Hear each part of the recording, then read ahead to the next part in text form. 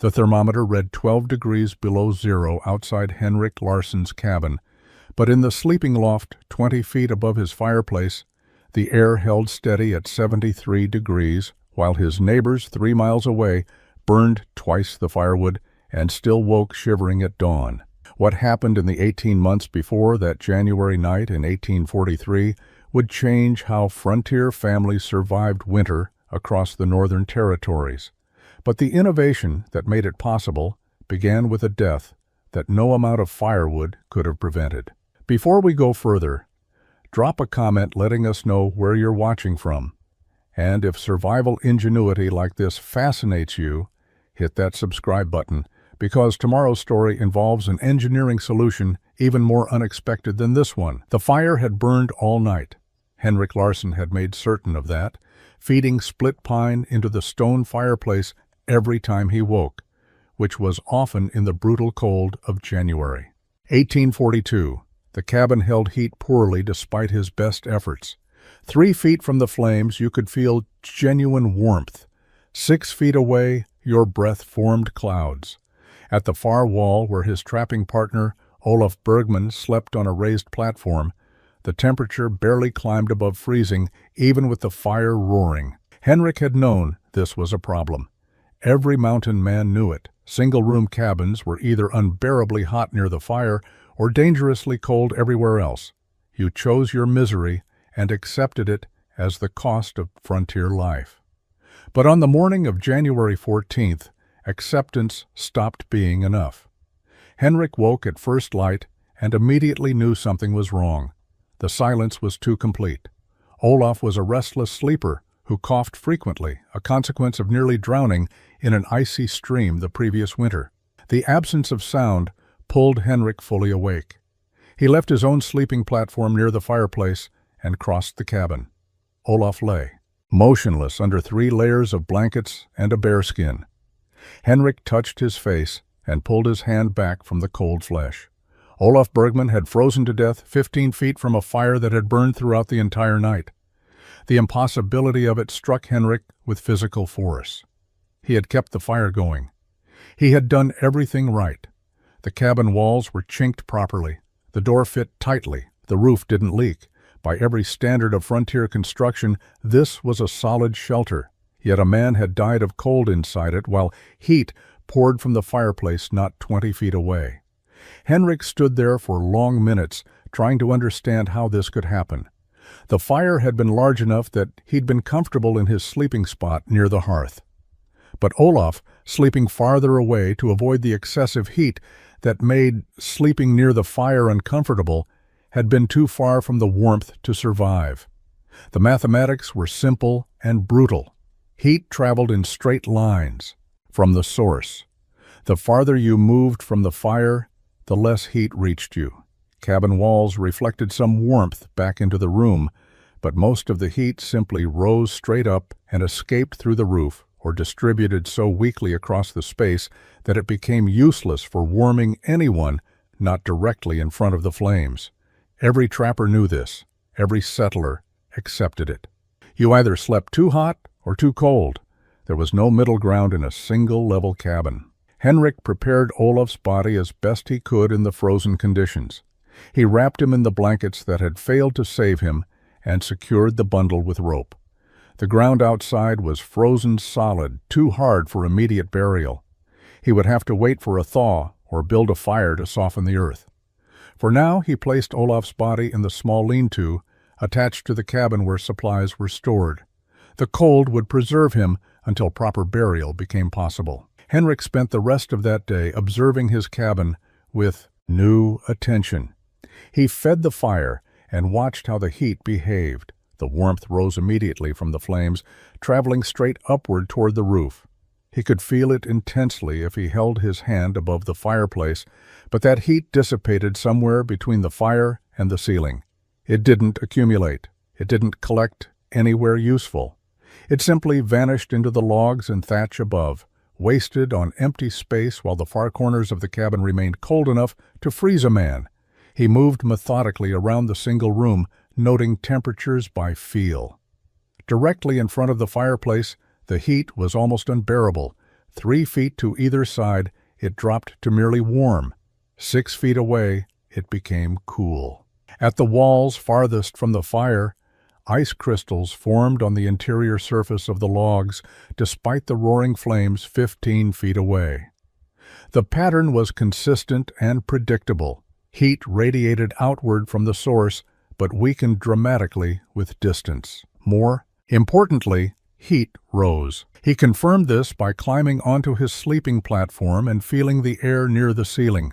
It was noticeably warmer 8 feet above the floor than at ground level, yet still not warm enough to matter, because the heat escaped through the roof almost as quickly as it rose. Henrik had no formal education in physics. He had learned reading and basic mathematics from his father in Norway before immigrating to America at age 19. He knew carpentry and stonework from apprenticing with his uncle.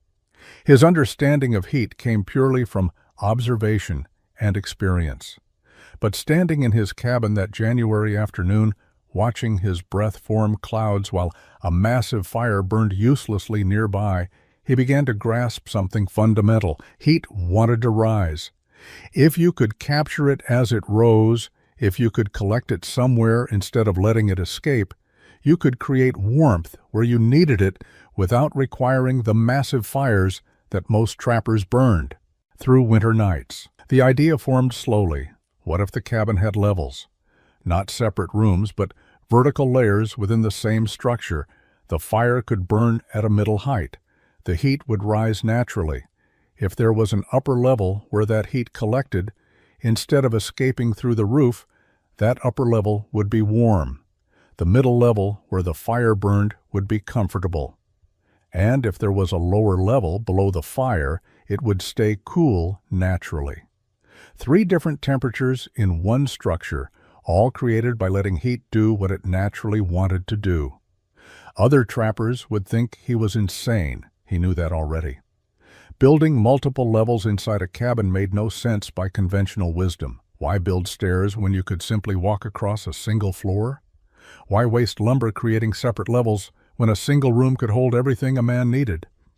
But conventional wisdom had let Olaf freeze to death 20 feet from a fire. Henrik was done with. Conventional wisdom. He needed to understand if his idea could actually work. The thaw came 6 days later. Henrik spent those days preparing the gravesite on a small rise 50 yards from the cabin. He built fires on the frozen ground, letting them burn for hours to soften the earth enough for digging. The work was slow and physically brutal. Each fire heated perhaps 6 inches of soil. He would scrape away the softened earth, build another fire, and repeat. It took 3 full days to dig a grave deep enough. Olaf had been a good partner, careful with supplies and reliable on the trap lines. He deserved proper depth. On the morning of January 20th, Henrik carried Olaf's frozen body up the rise and lowered it into the grave. There were no other trappers nearby to help with the burial or speak words over the grave. Henrik stood alone in the bitter cold and tried to think of something appropriate to say. He wasn't a religious man, but the moment seemed to require acknowledgement. Finally, he simply said, "You deserved better than freezing in your sleep," and began filling the grave. The dirt was still partially frozen and fell into the hole with hollow sounds that seemed too final. After the burial, Henrik returned to the cabin and made a decision that would consume the next 18 months of his life. He would solve the problem that had killed Olaf. He would figure out how to keep a cabin warm enough to prevent death without requiring a man to sleep so close to the fire that comfort became impossible. The idea of vertical levels, of capturing rising heat in an upper chamber while maintaining comfort below, had taken hold in his mind. It seemed possible. It seemed logical, but he had no idea if he could actually build it. That evening he began sketching plans using charcoal on pieces of birch bark. His drawings were crude, but they captured the essential concept. A structure with 3 distinct levels.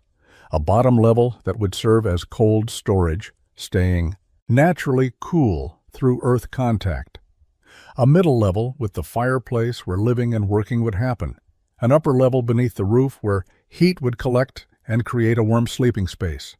He calculated roughly how much lumber he would need, how deep he would need to dig for the lower level, and how he would support the weight of multiple floors. The numbers were daunting. Other trappers visited occasionally, traveling through the area on their way to trading posts or checking distant trap lines. When they saw Henrik's sketches and heard his plans, their reactions ranged from confusion to outright mockery. One trapper, a grizzled Scotsman named Douglas, looked at the drawings and laughed so hard he had to sit down. "You're going to build stairs inside your cabin? Stairs to go from one side of a room to the other?" Douglas shook his head. "Grief's made you strange, Henrik. Just build a normal cabin like everyone else." Henrik left the mountains in early March when the trap lines became less productive. Most trappers used this time to travel to settlements, sell their furs, resupply, and occasionally remember what civilization felt like. Henrik had different priorities. He spent 3 weeks traveling to every settlement within reasonable distance, studying buildings with multiple floors. In a trading post in Fort Union, he stood for hours watching how heat moved through a 2-story structure. The upper floor stayed noticeably warmer than the lower floor, even though the stove was on the ground level. The heat rose naturally and collected in the upper rooms. He examined construction techniques, paying particular attention to how floors were supported. Large wooden beams called joists spanned the width of buildings, resting on load-bearing walls or pillars. Planks laid across these joists created the floor surface for the upper level and the ceiling for the lower level. The system was simple in concept but required precision in execution. The joists had to be strong enough to support the weight of floors, furniture, and people. They had to be spaced correctly to prevent sagging, and they had to be secured properly to prevent structural failure. In a small settlement near the Yellowstone River, Henrik found a 2-story house where the owner, a carpenter from Pennsylvania, was willing to answer questions. The carpenter explained load distribution, how weight transferred through joists to supporting structures. He described the importance of cross-bracing to prevent lateral movement. He showed Henrik how to calculate the strength needed for different span lengths based on the wood type and dimensions. The information was technical and detailed, far beyond anything Henrik had learned during his carpentry apprenticeship. But he absorbed it all, asking questions until the carpenter grew tired of answering. Henrik also studied stone construction wherever he found it: fireplaces, foundation walls, support pillars. He learned that stone could bear enormous weight if properly stacked and mortared. He observed how stonemasons selected rocks for different purposes, using larger flat stones for load-bearing foundations and smaller stones with mortar for walls that didn't carry significant weight. The principles were straightforward but required skill to execute properly.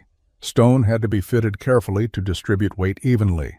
Mortar had to be mixed to the right consistency and applied correctly, or the structure would fail. By late March, Henrik had filled his mind with construction knowledge that most trappers never bothered learning.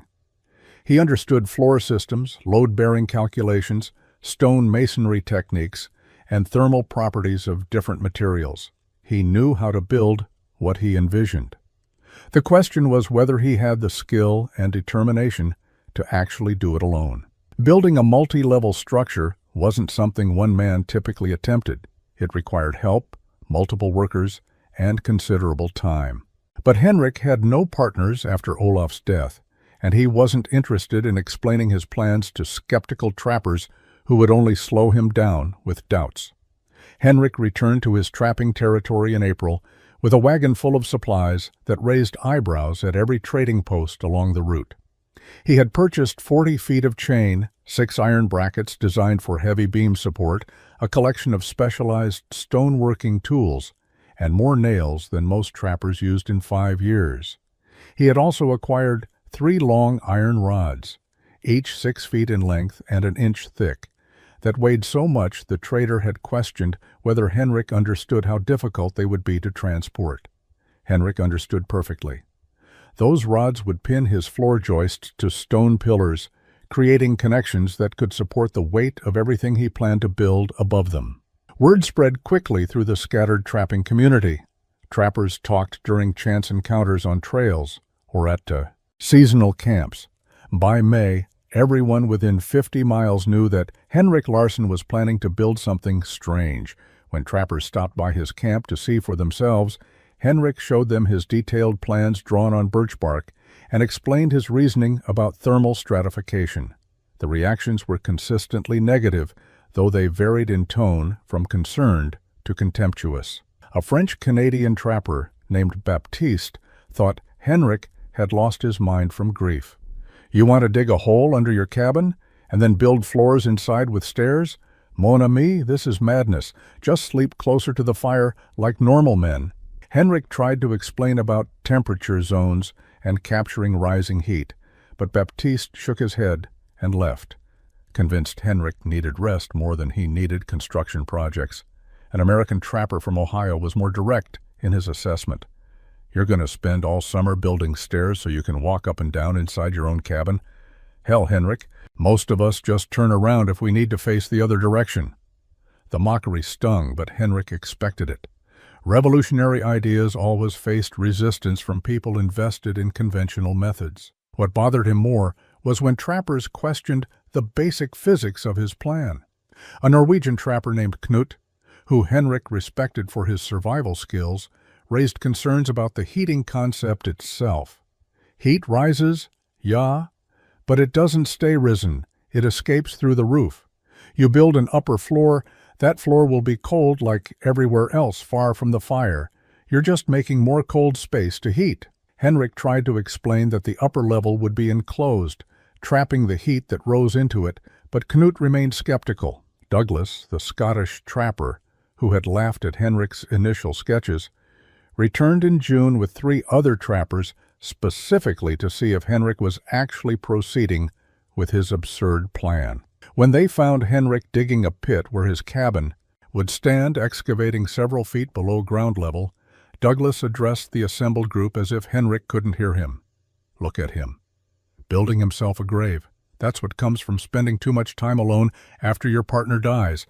Man starts digging holes and calling it innovation." The other trappers laughed, and Douglas called out to Henrik directly, "When you finish burying yourself, let us know. We'll come fill it in properly." The excavation took 3 weeks of brutal physical labor. Henrik marked out a rectangle 16 feet by 20 feet, larger than most single-room cabins, but necessary for his 3-level design. He needed space for stairs, for multiple functional areas, and for proper heat circulation. He began digging in early June when the ground had thawed enough to make excavation possible. The first foot of soil came out relatively easily, mostly dirt and small rocks that he could remove with a shovel. Below that, the composition changed to rocky clay. Packed so tightly, it required a pickaxe to break apart. Henrik worked methodically, loosening soil with the pickaxe, then shoveling it out, then loosening more. He hauled the excavated material away from the cabin site, spreading it in areas where the ground was uneven. The physical demands were exhausting. His hands blistered, then calloused. His back ached constantly from the repetitive motion of swinging the pickaxe and lifting shovel loads of rocky soil. But he continued, because every inch of depth he achieved, it created more thermal mass and better insulation for his lower level. That lower level would serve as cold storage, and the deeper it sat, the more effective it would be.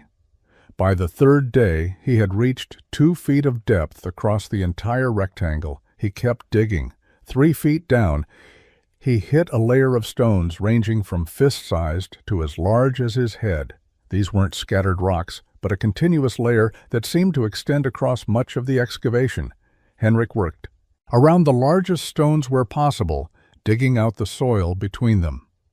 When he encountered stones too large to work around, he used iron wedges and a sledgehammer to crack them into manageable pieces. The work was slow and dangerous. A poorly struck wedge could send stone fragments flying. A misplaced sledgehammer swing could shatter his hand. 4 feet down, the excavation looked less like a building site and more like a deliberate pit. When trappers passed by and saw how deep Henrik had gone, their mockery intensified. One trapper brought friends specifically to show them the fool digging to China. They stood at the edge of the pit watching Henrik work, making jokes about whether he planned to trap beavers underground. Henrik ignored them and kept digging. He had calculated that 4.5 feet of depth would give him adequate headroom in the lower level, after he added stone walls and a floor system above. He needed 6 more inches. The final 6 inches took 4 days to complete because he encountered bedrock in several areas. Where he couldn't dig deeper, he used his pickaxe to chip away at the stone surface, creating a level floor plane across the entire excavation. When he finally climbed out of the completed pit in late June, filthy and exhausted, he stood at the edge and looked at what he had accomplished.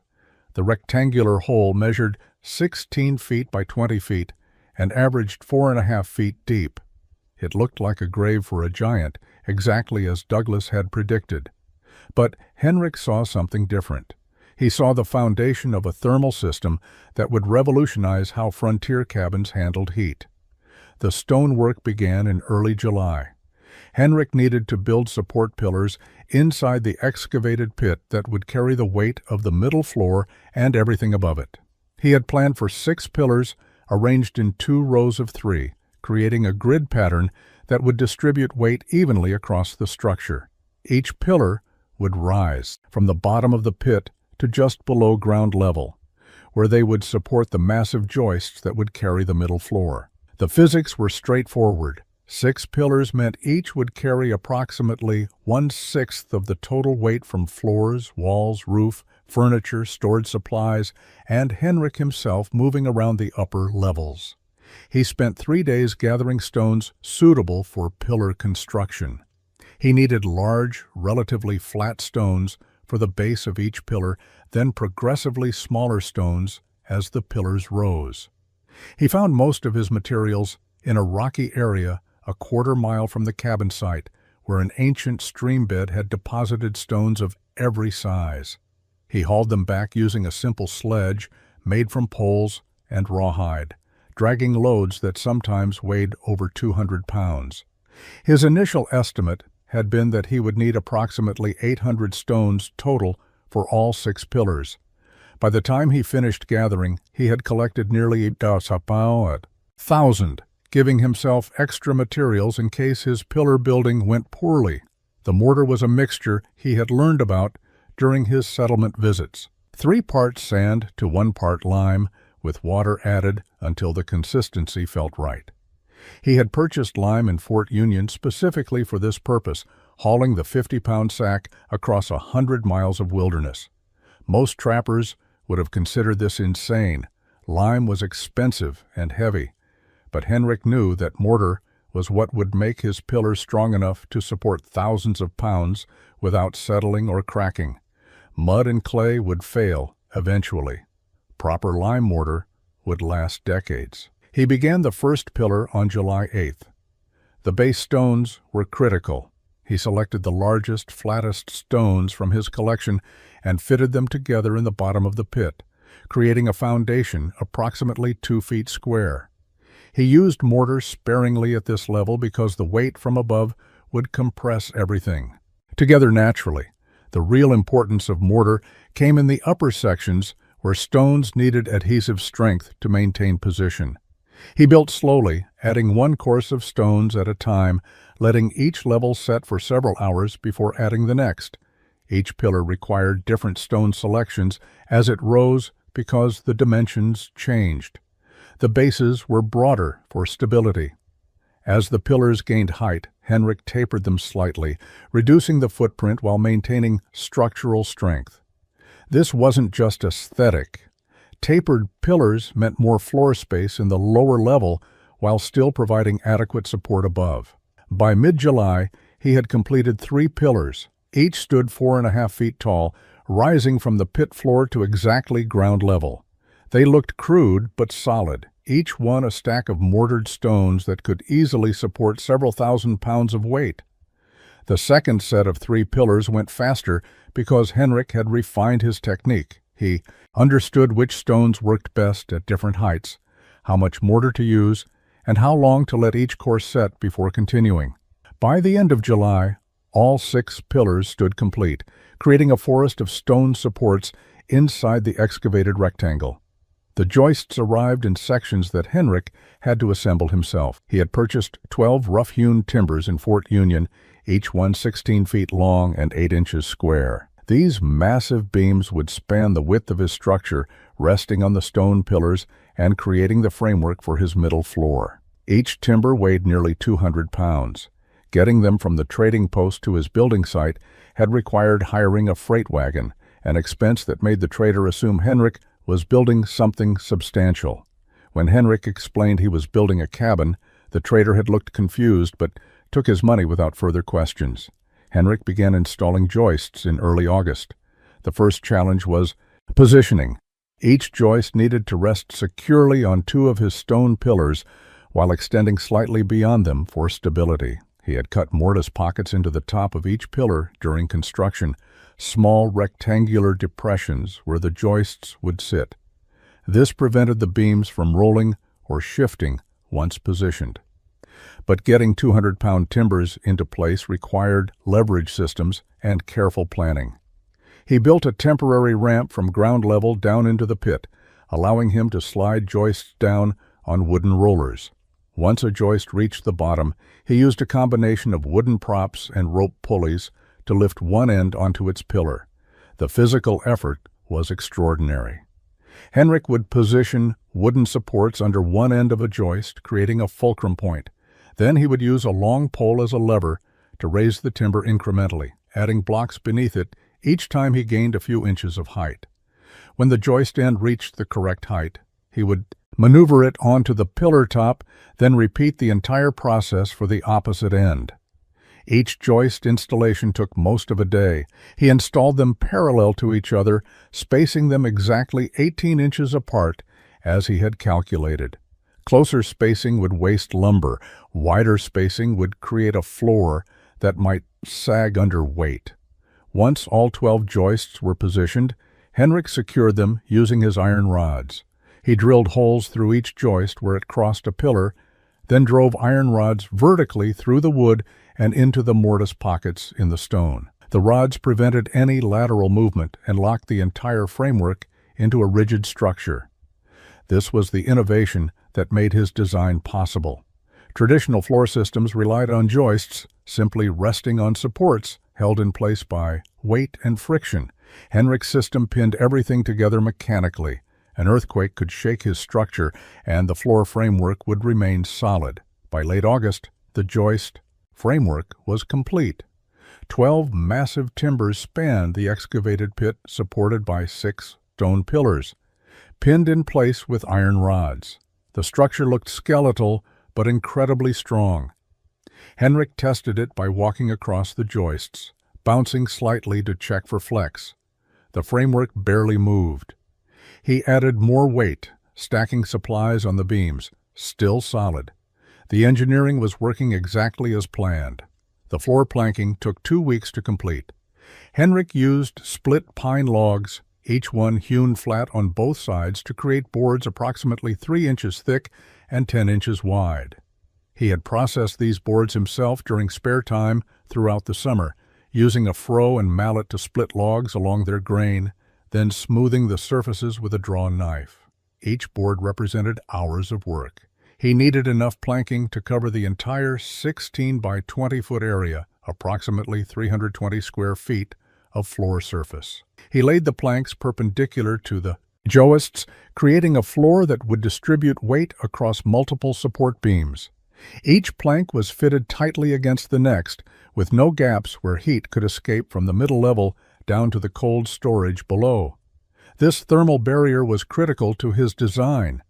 The floor had to be solid enough that rising heat would stay in the middle and upper levels rather than warming the lower storage area. He secured each plank using iron nails driven at angles through the board edges into the joists below, a technique called toe nailing that created strong connections invisible from the floor surface. The work required precision because gaps between planks would compromise both structural strength and thermal efficiency. Henrik shaped each board's edges with his draw knife, creating tight fits that required hammering planks into position. By mid-September, he had completed the floor installation. Standing on the solid planking 12 feet above the original ground level felt strange, after months of working in an excavated pit. The lower level beneath him was now an enclosed space, accessible only through an opening he had left in one corner where stairs would eventually descend. The walls for the middle level went up quickly compared to the foundation work. Henrik used traditional log construction, selecting straight pines approximately 12 inches in diameter. He notched them carefully at corners, using a technique he had observed in well-built frontier structures. Each log was stripped of bark, shaped to consistent diameter, and fitted so tightly against the log below that minimal chinking would be needed. The walls rose one log at a time, each one heavy enough that Henrik needed rope pulleys to lift them into position alone. He built the walls 8 feet tall, giving the middle level adequate headroom while leaving space above for the upper sleeping loft. The height was calculated specifically to create proper thermal zones. 8 feet provided comfortable living space while ensuring heat from the fireplace would rise efficiently toward the upper level rather than collecting uselessly against a too-high ceiling. Every dimension in Henrik's design served multiple purposes. Nothing was arbitrary or traditional, simply because that was how cabins had always been built. The fireplace construction began in late September. Henrik built it in one corner of the middle level, using stones he had been collecting all summer. The fireplace was massive by frontier standards, with walls 18 inches thick, made from carefully selected flat stones, mortared together. Thickness was essential for thermal mass. Thin fireplace walls heated quickly but cooled just as fast.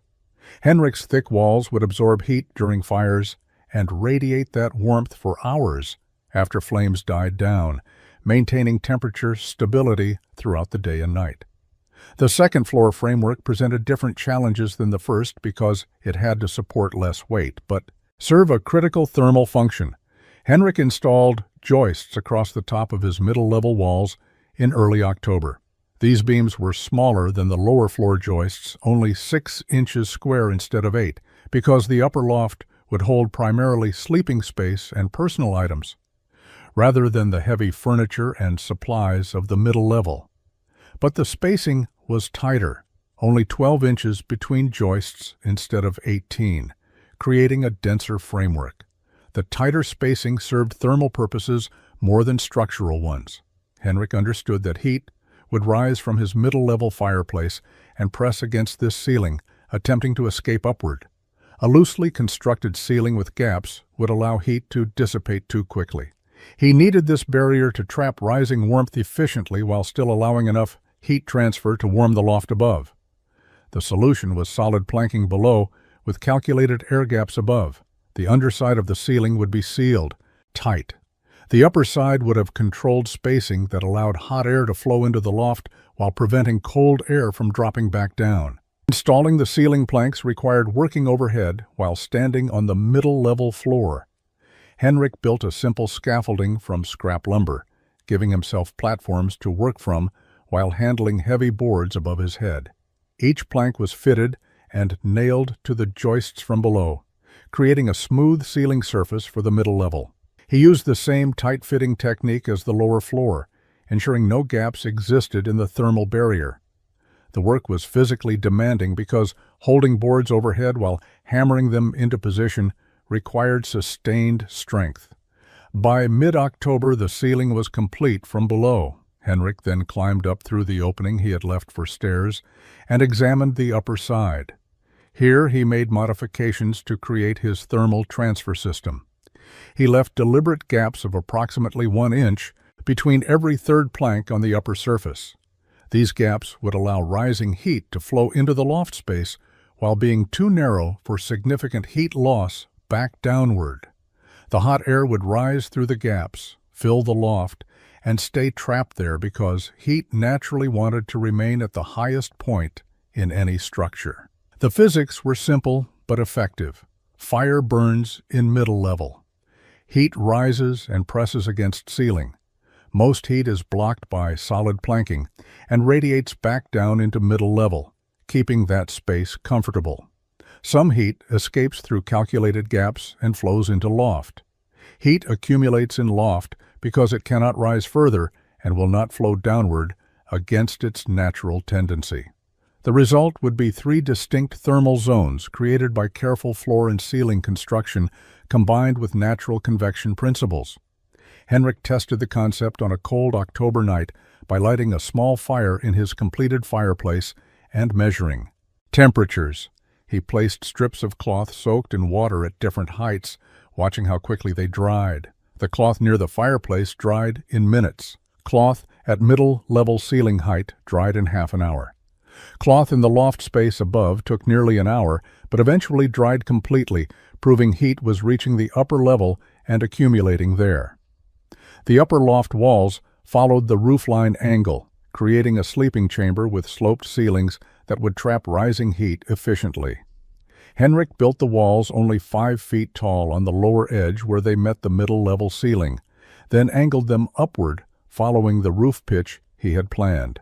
This created a space with adequate headroom in the center, approximately 6.5 feet at the peak, but lower clearance at the edges. The reduced height served thermal purposes perfectly. Less volume meant heat would concentrate more intensely. A man could sleep comfortably in a 75-degree space, even if he had to duck slightly when moving around. Henrik used lighter logs for the loft walls, pines only 8 inches in diameter instead of the 12-inch timbers below. The reduced weight was practical because these logs had to be lifted 16 feet above ground level and positioned on top of the middle-level structure. He built a pulley system using rope threaded through a block attached to a temporary pole extending above the structure. This allowed him to raise logs using mechanical advantage rather than pure strength. Each log still required careful maneuvering once lifted, but the pulley made solo construction possible. The loft walls went up slowly through late October. Henrik worked alone, raising 1 log per day on average. Each log had to be notched to fit the one below while maintaining the correct angle to follow the roofline. The geometry was more complex than the straight vertical walls of the middle level. Henrik made mistakes, cutting notches incorrectly twice and having to start over with new logs. But gradually the loft walls took shape, creating an enclosed triangular space that would become his sleeping chamber. He left 1 opening in the loft wall for the staircase that would provide access. The opening was positioned above the middle-level stair opening, creating a vertical path from bottom storage through middle living space to upper sleeping loft. Everything connected logically, allowing movement between thermal zones without requiring separate access points. The design was efficient in ways that single-level cabins could never achieve. By early November, the loft walls were complete. Henrik stood inside the enclosed space and felt the difference immediately. Even without a roof yet, the loft stayed noticeably warmer than the middle level below on cold autumn afternoons. Sun heated the logs during the day, and that heat concentrated in the smaller upper space rather than dissipating across a larger area. The thermal concentration effect was working before he had even installed his heating system. Once he added the roof to trap heat and lit fires in the middle-level fireplace, this space would become genuinely warm regardless of outside temperatures. The validation encouraged him after months of skepticism from other trappers. His design was working exactly as planned, and he was only halfway through construction. The staircase system required more engineering thought than any other component because it had to connect 3 levels while remaining lightweight enough not to overload the structure. Henrik calculated that he needed approximately 20 steps total, divided between 2 staircases. The lower stairs would descend from middle level to cold storage, approximately 10 steps covering the 4.5-foot drop. The upper stairs would climb from middle level to loft, another 10 steps rising 8 feet. Each staircase would be steep by modern standards, but acceptable for a man living alone who valued efficiency over comfort. He built the lower staircase first in mid-November. The design was simple but strong, using 2 thick stringers. the angled beams that would support the steps, cut from single logs. He shaped each stringer using an axe and draw knife, creating notches where steps would rest. The stringers were positioned parallel, approximately 3 feet apart, and secured at top and bottom to the floor framework. Steps were thick planks cut to 3-foot lengths and fitted into the stringer notches. No nails were needed because each step rested in its notch, held in place by weight and friction. Testing the lower staircase revealed an immediate problem. The stairs were solid structurally but dangerously steep for carrying supplies up and down. Henrik adjusted the angle by repositioning the bottom of the stringers farther from the wall, reducing the pitch from nearly 60 degrees to approximately 50 degrees. The modification used more floor space but made the stairs practical for actual use. He descended and ascended 20 times, carrying heavy items to verify the design worked under load. The upper staircase presented different challenges because it had to be lighter weight to avoid overloading the middle-level ceiling structure. Henrik used thinner stringers, only 4 inches square compared to the 6-inch stringers below. He positioned this staircase against the wall opposite the lower stairs, creating a layout where someone entering the structure would descend to cold storage or ascend to sleeping loft, depending on their direction from the middle-level entry door. Each step was carefully shaped and fitted. Henrik worked methodically, checking angles with a simple plumb line and adjusting until each step was level side to side while following the overall staircase angle. The work required precision because uneven steps would be dangerous in darkness or when carrying items. By late November, both staircases were complete and functional. Henrik could move freely between all 3 levels of his structure, experiencing the different thermal zones he had created. The staircases added surprising functionality beyond simple access. They broke up the interior space visually, creating distinct areas within each level rather than single open rooms. The lower level had space on either side of the stairs for different storage purposes. The middle level felt larger because the staircase openings added vertical visual interest. The loft gained character from the staircase entry point. Henrik had built transportation infrastructure that improved the entire structure beyond its practical purpose. The roof went on in early December using traditional frontier techniques Henrik had learned years earlier. He installed ridge poles across the top of the loft walls, then laid split shingles in overlapping rows that would shed water and snow. Over the shingles he added birch bark for additional waterproofing, then covered everything with a layer of sod. The multi-layer roof was heavy but provided excellent insulation. Heat escaping upward from the loft would be slowed by multiple barriers rather than radiating directly into cold air through a single layer of wood. With the roof complete, Henrik's structure was enclosed and weatherproof. He spent 2 weeks finishing interior details in December. He installed a door on the middle level, built shutters for the 2 windows he had included, and constructed simple furniture, a table, chairs, storage shelves.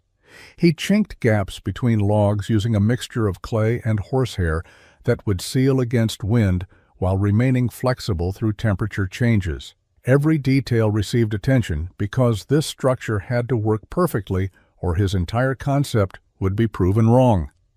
By late December, Henrik moved his supplies into the completed structure. He organized the lower level as cold storage, stacking preserved meat, bags of dried goods, and other items that benefited from cool temperatures. The middle level became his living space with table, chairs, and workspace near the fireplace. The upper loft held his sleeping platform, extra blankets, and personal items.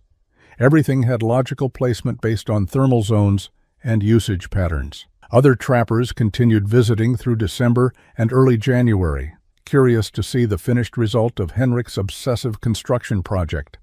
Their reactions remained skeptical. The structure looked strange with its multiple levels and interior staircases. Douglas visited again in early January and walked through all 3 levels, shaking his head throughout the tour. "You spent 8 months building stairs and floors inside a cabin. Could have built 3 separate cabins in that time." Henrik didn't argue. Words wouldn't convince anyone. Only winter performance would matter. The true test would come during the coldest part of winter when temperatures dropped below zero and stayed there for days. Henrik waited through early January as temperatures gradually decreased. He burned moderate fires in his middle-level fireplace and monitored how heat distributed through the structure. The system was working, but not yet proving itself dramatically because the cold wasn't severe enough. He needed brutal weather to demonstrate what his design could accomplish. The community's skepticism weighed on him, despite his confidence in the engineering. 18 months of work, massive expenses for materials, complete isolation during construction, all based on a theory that most trappers considered foolish. If he was wrong, if the structure failed to perform as designed, he would be remembered as the man who wasted a year building an elaborate joke. The cold arrived seriously in mid-January 1843. Temperatures dropped to 15 degrees below zero and stayed there for 3 days straight. Henrik lit his first significant fire in the middle-level fireplace on the evening of January 14th, exactly 1 year after Olaf had frozen to death. The symbolism wasn't lost on him. He built the fire using seasoned pine and oak, creating steady flames that would burn for hours without requiring constant feeding. Then he began his measurements. He had prepared simple temperature indicators using water in small containers placed at different levels. Water freezes at 32 degrees. By checking which containers froze and which remained liquid, he could determine approximate temperatures throughout his structure. He placed containers in the lower storage level, at floor level in the middle room, at ceiling height in the middle room, and in 3 locations within the upper loft. Then he waited as the fire burned and heat distributed through his 3-level system. After 2 hours, he checked the results. The lower-level containers had frozen solid, indicating temperatures below 32 degrees. This was exactly what Henrik wanted. The cold storage level was staying cold, despite the fire burning 12 feet above it. The middle-level floor containers remained liquid, but felt cool to touch, suggesting temperatures in the comfortable range of 55 to 60 degrees. The middle-level ceiling containers were warmer, perhaps 65 degrees, showing heat accumulation at the upper portion of that space. The loft containers told the most dramatic story. All 3 remained liquid and felt genuinely warm. Henrik estimated temperatures in the 70 to 75 degree range. He spent that night moving between levels, experiencing the thermal zones he had engineered. The lower storage area was cold enough that his breath formed visible clouds, perfect for preserving meat and keeping supplies from spoiling.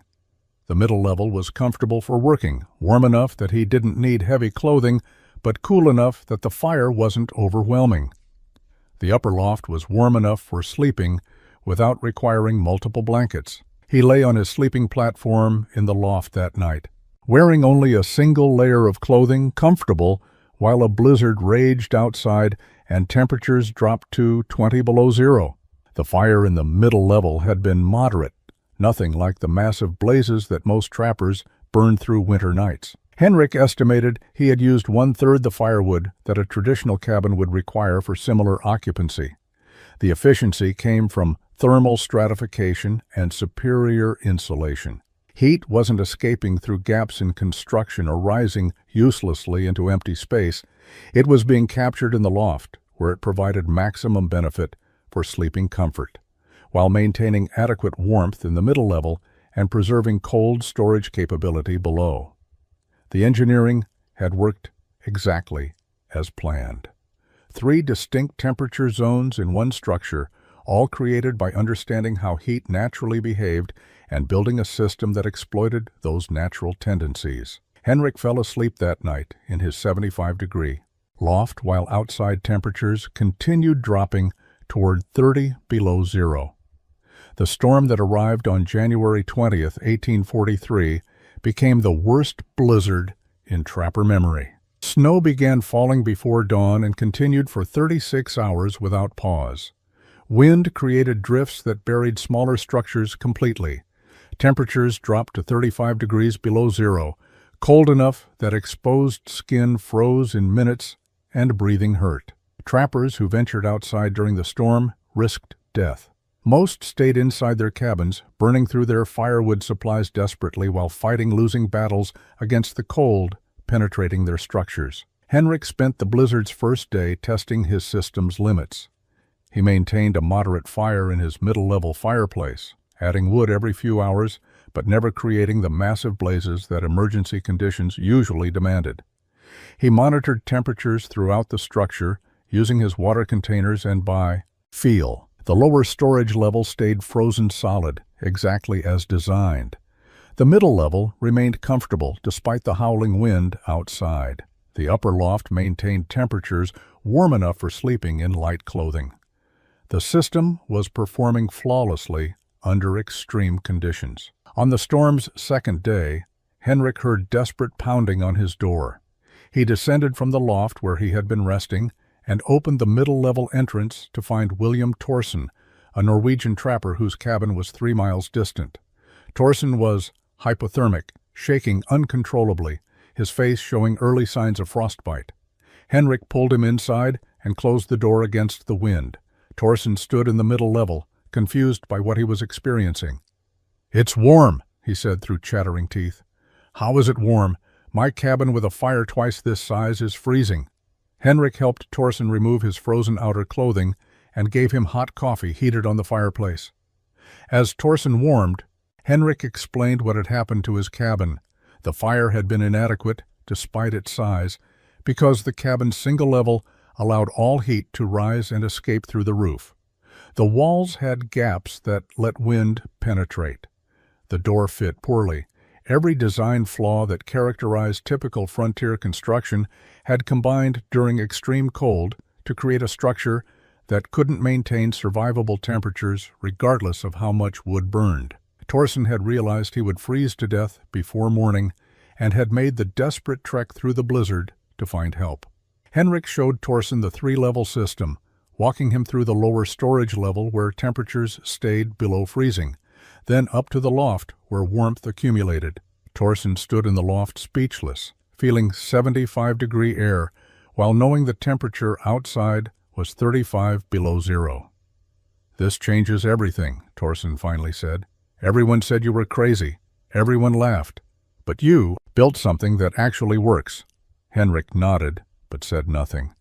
The validation felt good, but the real satisfaction came from knowing his engineering had been correct all along. Thorsen stayed 3 days until the storm passed and temperatures moderated enough for safe travel. During that time, 2 more trappers arrived seeking shelter, both having abandoned their own cabins when cold became life-threatening. Henrik's structure housed all of them comfortably, maintaining warm sleeping space in the loft while providing adequate living space below. None of the refugees had believed Henrik's design would work. All of them left as converts. Word spread through the trapping community faster than Henrik had anticipated. By February, trappers were traveling specifically to see his 3-level structure, some coming from 50 miles away. They arrived skeptical and left amazed, experiencing temperature differences that defied their understanding of how cabins worked. Douglas, the Scottish trapper who had mocked Henrik most consistently, arrived in late February with 3 companions. Henrik showed them the same tour he had given others, descending to the cold storage level, demonstrating the comfortable middle level, and finally ascending to the warm loft. Douglas stood in the loft for several minutes, silent, processing what he was experiencing. Finally, he spoke directly to Henrik. "I was wrong. I said you were crazy. I said you were wasting time and money. I was completely wrong." The admission clearly cost Douglas something. He was a proud man who didn't apologize easily, but the evidence was impossible to deny. Henrik's structure maintained 3 distinct temperature zones using a fraction of the firewood that traditional cabins required. The engineering was undeniably superior. The technical questions came rapidly once trappers understood the system actually worked. How deep was the lower level? How were the floors supported? What spacing between joists?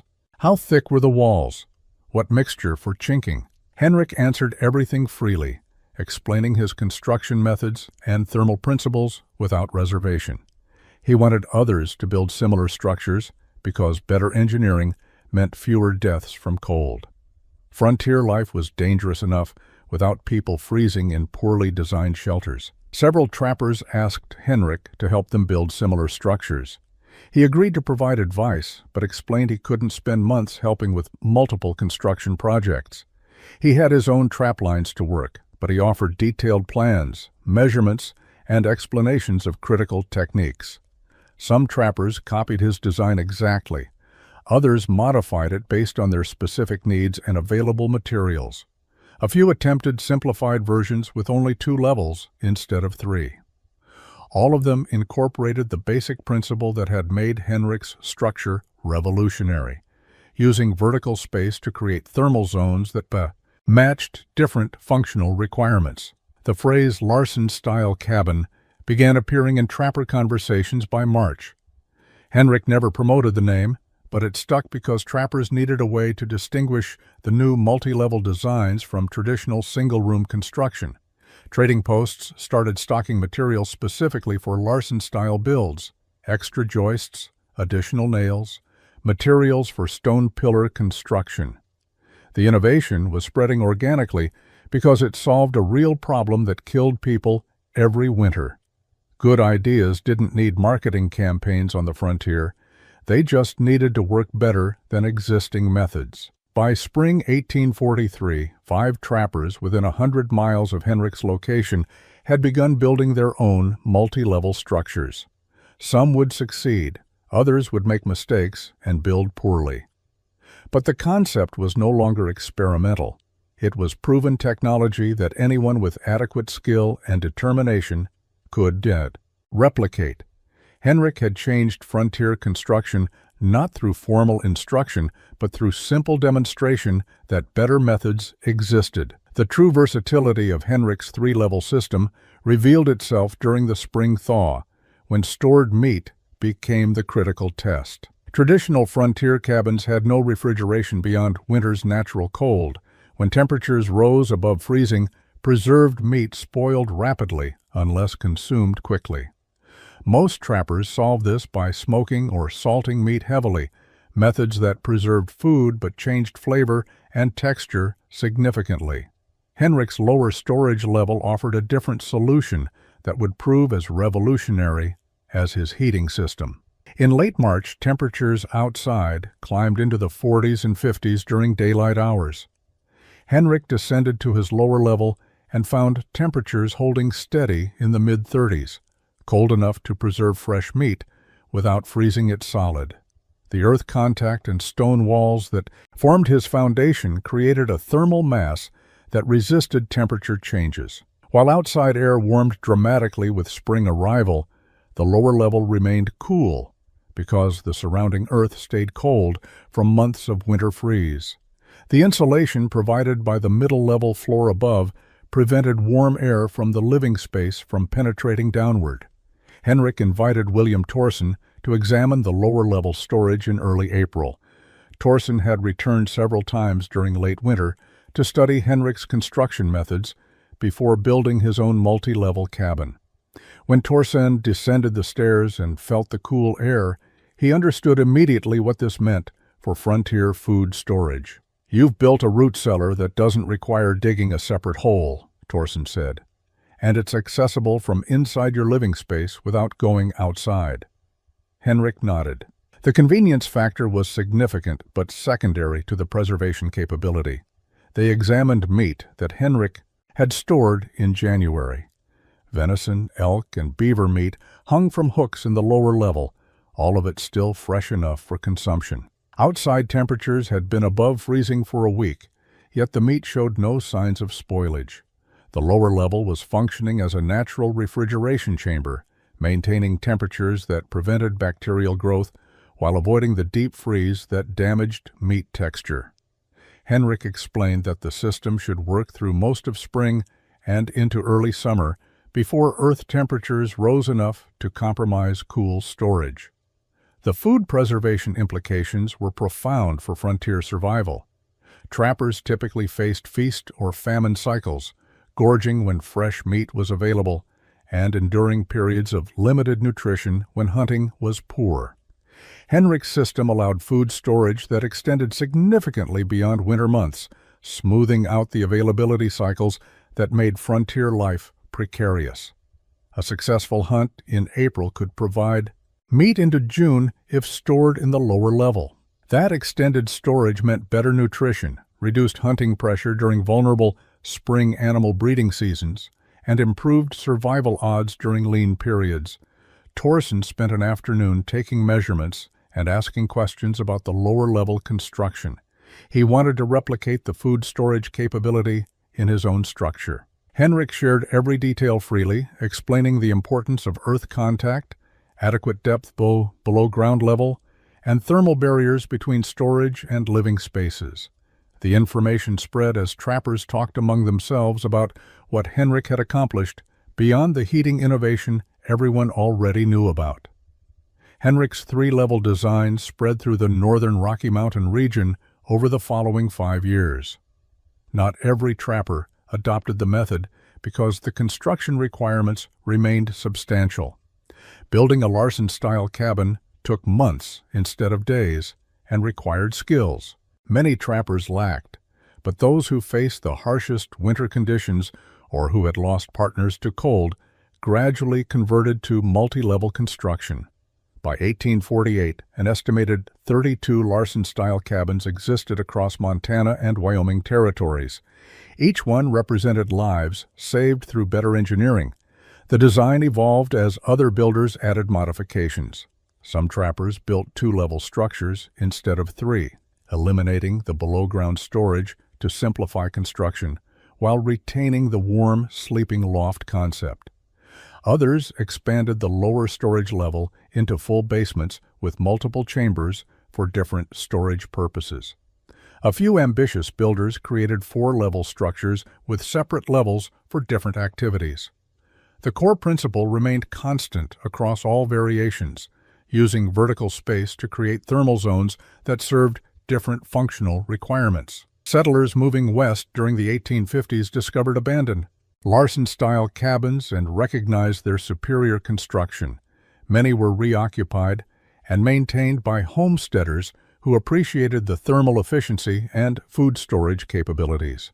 Trading posts and frontier businesses adopted similar designs for their permanent structures. The United States Army built several frontier outposts using multi-level construction after officers noted how well the design performed in harsh climates.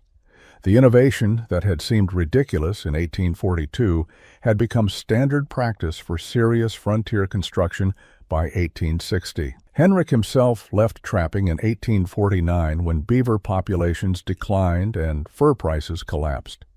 He moved to Oregon Territory and worked as a carpenter, building homes for settlers arriving via the Oregon Trail. He incorporated thermal stratification principles into many of these structures, though rarely as dramatically as his original three-level cabin. He married in 1851, started a family, and lived quietly until his death in 1876 at age 63.